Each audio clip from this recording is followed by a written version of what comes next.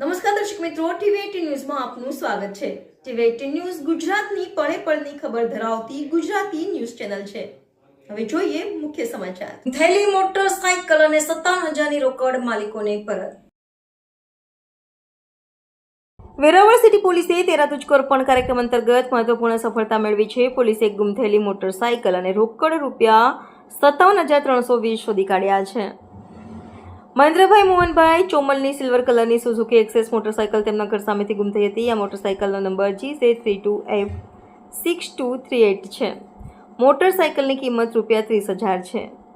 જીવનભાઈ કાળાભાઈ ધારેચાનું કાળા કલરનું પર્સ વેરાવળ સરકારી હોસ્પિટલની આસપાસથી ગુમ થયું હતું। પર્સમાં રૂપિયા 57,320ની રોકડ હતી।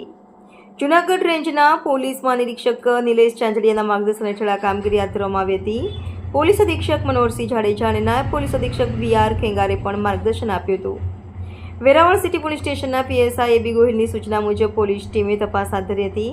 CCTV ફૂટેજ અને માનવ સ્ત્રોતોની મદદથી તપાસ કરવામાં આવી હતી। SI RD Amheda, head constable CV Chudasama અને અન્ય પોલીસ કર્મચારીઓએ સફળ કામગીરી કરી તેમણે ગુમ થયેલી વસ્તુઓ શોધી કાઢી અને તેમના માલિકોને પરત કરી હતી। ટીવી18 ન્યૂઝ ગુજરાતી, વેરાવળ।